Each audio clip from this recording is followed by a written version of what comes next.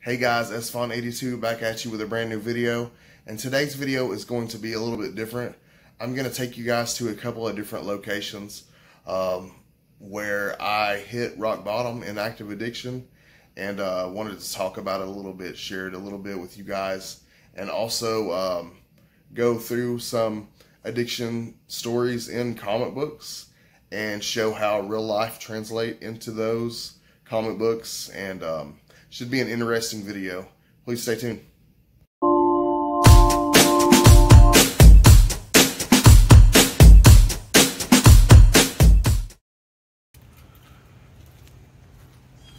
Okay, so we're walking to the first spot. I feel like first should start off by talking about the fact that, you know, in general, drug addicts are looked at as lowlifes or deadbeats, and it's not true in all cases. In fact, a lot of cases, it's just people that are normal like you and me. They can be lowlifes or deadbeats, of course, and I've known some, but it can be the most normal person in the world, or it can be the most highly respected person in the world, you know, such as some of these superheroes in these comic books. And you know, that there are several things that addiction can stem from, and it can be, you know, it can come from bad choices. It can come from, you know, having surgery and getting put on some type of pain med, or it can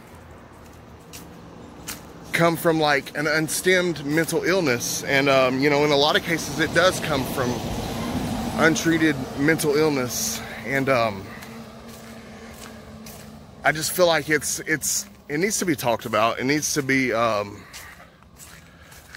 talked about more in conversation, and it's kind of what I wanted to do, and it's one of the things that I wanted to talk about as we're headed to this first spot. Alright guys, the first story I got for you, it's a story from my active addiction. I had been using for several days, which was the norm for me, and of course, you know, when you're in active addiction and you're using, you're not taking care of yourself and you're not sleeping, and so I'm going to pick my girlfriend up one night, and if I pause this because I'm trying to recall a memory, but I'm going to pick my girlfriend up one night, and from work, and I'm coming down this road right here. This road you can see right here, just like this car is, and it's wet. It's raining that night, so the road right in front of me is wet. There are puddles there. The car that I was in at the time didn't have the best tires on it to begin with. It was an older car. I ended up hydroplaning right over in front of the middle of that road over there, and I'm pumping the brakes and there's nothing I can do. I run off of this road, come off of these steps right here, and I run right into this rock wall right here. And immediately I go blank. I blacked out for I don't know how long. So I come to, and I'm having trouble. I'm right here, and I'm having trouble getting out of the car. And I managed to get the door open, and because I'm so far gone at this point, like asleep, and you know, probably being still on something at this point, that my only concern is getting the hell out of here. I realized the car wasn't going to run, and trying to get the door open, I managed to get the door open and slide out, and right away I can tell that I have broken bones. I can tell that I'm busted up. Something's broken. I thought at the time that it was my rib cage. So I get out of the car, and immediately, like, this is, I don't know, it's late at night. There shouldn't be anybody walking on the road, and you can see, like, there's not any houses nearby. There's a church right here, but there's not really like very many houses nearby. There's a school like right up the street. But I get out and I walk like a couple steps forward, about right where I am now, And there's a dude standing like right here on the sidewalk who had apparently witnessed the whole thing. And I'm not real big on like believing in guardian angels and things of that sort, but I do think that that guy was put there for a reason that day. And getting back to, you know, being a drug addict and just wanting to get the hell out of there, pretty much I asked the man if he would give me a ride. So I'm jumping in the car with a stranger, and I get him to take me to my girlfriend's work, and I have to tell her basically that I just wrecked our vehicle, and this is just all the insanity that comes along with addiction. You know, I had a good couple of days leading up to this. This is where it all leads, though. It all leads to things like this. The guy leaves me at the hotel. I stick around, wait for her to get off work. And more of the insanity of it, my dumb ass, I don't want to go to a hospital, of course, because, you know, I'm scared that they're gonna take me to jail, and I don't want to go to jail all busted up. And I knew that my ribs at least were broken. So I ended up going home that night, and I ended up sleeping that way, even though I know I have broken bones. Oh, crazy, right? And wake up the next day, and I'm in unbearable pain, can barely move, can barely breathe. Call my dad. My dad comes and picks me up and takes me to the hospital. And get to the hospital, they do x-rays and all that stuff. I had split my chest completely in half, like a doctor would, like they would do to you for open heart surgery. I'd split my chest completely in half, chest open, fractured sternum. I had broken my wrist, I broke my hand. My glasses were flat as a pancake. The airbags did deploy. That's, you know, thankfully that's what saved my life. But just to speak on the insanity of that whole life for just a second, I went home and slept this way. Like, I didn't even want to go to a hospital for fear of repercussions, which the repercussions did come. They always do. You can run, but you can only run for so long. Which on that one, I did what I had to do to take care of it. And all the good times that you have, it all just leads to, it all led me to incidents like this. This was my first rock bottom, and this is when I should have known better and stopped. Now, before we get to the second stop, I wanted to throw out there some examples in comic books of addiction being brought to the forefront, and talk about them a little bit with you. The first one I wanted to talk about is the Demon in the Bottle storyline. Everybody knows about it. Tony Stark and his battle with alcoholism that nearly took him under. And you also have Moon Knight, who struggles with mental illness and has struggled with pain meds. Another example is Iron Fist. At one time was struggling with an opium addiction. You have Green Arrow's sidekick Speedy, who struggled with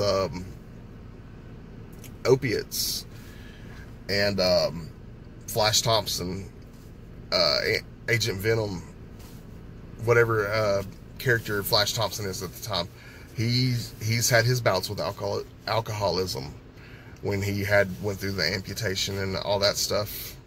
But it's been mentioned in comics. It's been covered in comic books many times, a lot more than you even think. But I don't even think that that's enough. I would love to see it being done more, because it is something that everybody deals with. And I'm going to go back to it again because it's kind of a common theme in this video. It's something that everybody deals with, from your low life, deadbeat, shitty ass person to your outstanding superhero person and everything in between, everybody in between. and it needs to be normalized, and it needs to be talked about in conversation more. People don't need to be afraid to talk about it. People need to see other people struggling with it, and I hope I'm able to do that in this video today. Now we've got to the second location, and this is where I really realized that I was gonna die if I didn't get help. This is in a really sketchy area, so I'm gonna try not to stay here for long, for many reasons, but here we go. Alright, this is in a shady ass area of town pretty much, and this where I'm about to show you is where I hit my rock bottom. I had the last day that I ever used my drug of choice. I went to a dealer's and got what I needed, and I used in the parking lot of a Mapco, and I drove from there. I don't really remember anything, but apparently I was able to make it from a Mapco several miles away. This is where I ended up making it, and I was found hunched over the steering wheel of my girlfriend's car, unresponsive. I had overdosed, I wasn't breathing, and the last thing that I remember is coming to in this parking lot and looking straight up at paramedics, and they took me from here to a hospital close by. It's like a branch of Erlanger, but they took me there by ambulance, and I don't remember too much of the ambulance ride. Basically, I had thought that I got one drug, and I won't say, but it ended up being fentanyl, and I overdosed, and was transported there by ambulance. And I can remember a nurse from that day asking if I valued my life and if I had, you know, kids, and I answered her, and she's like, well, you know, you died for a short period of time. And really, it was the oh man, it gets worse from there. I actually fled that hospital on foot and was on the run for a little while. I had a couple of warrants out for my arrest, and